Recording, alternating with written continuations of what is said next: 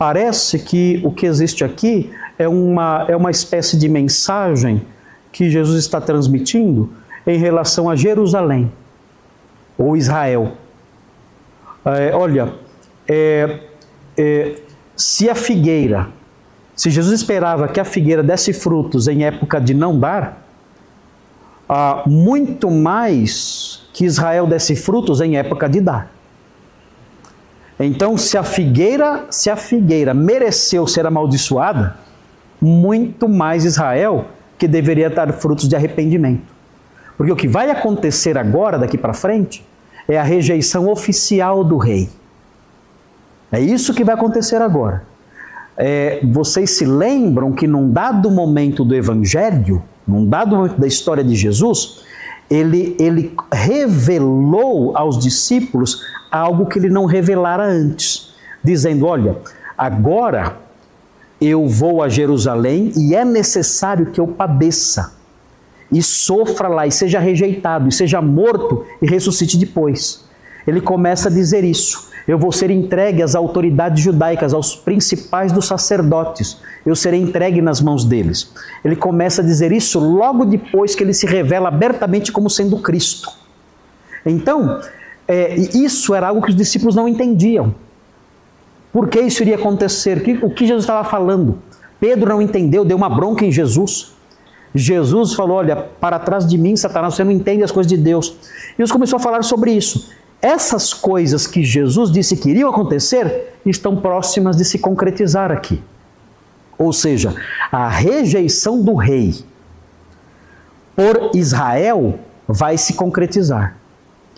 Israel, depois de tudo que viu, Jerusalém e toda a nação, depois de tudo que viu, deveria dar frutos de arrependimento. Mas houve algum fruto? Não, não houve. E isso vai ser demonstrado de modo claro daqui para frente. Porque eles vão atacar Jesus o tempo todo. Já começou nesse capítulo.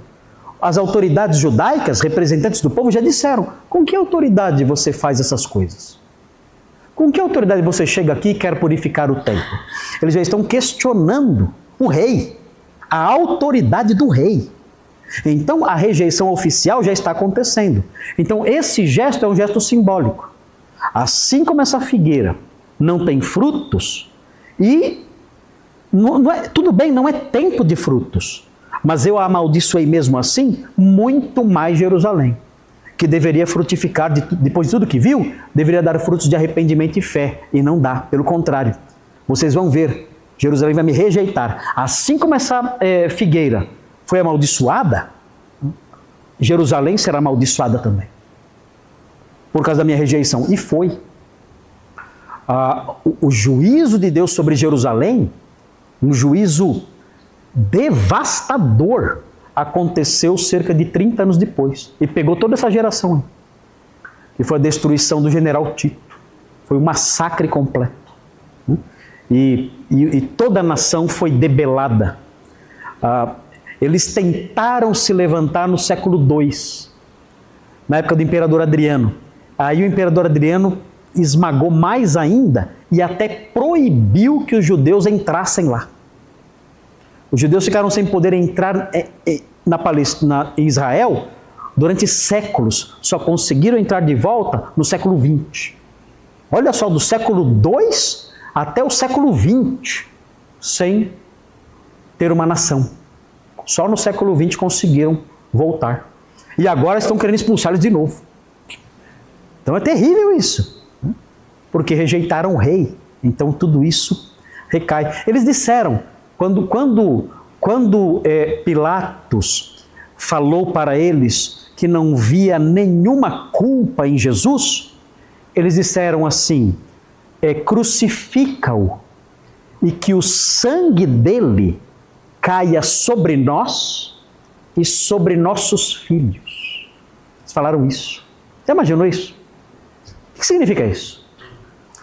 Significa que o castigo pela morte dele caia sobre nós e sobre nossos filhos. Já imaginou a seriedade disso? Ok. Vocês pediram. Vocês pediram. E você vê na história o povo judeu padecendo por causa da rejeição da lei mosaica, né? O pastor Thomas sempre fala, e é bem possível que também por causa da rejeição do Messias. Jesus disse, olha, se vocês soubessem o bem, a paz que é devida a você, mas vocês não entendem. Então esse gesto é um gesto simbólico, na verdade.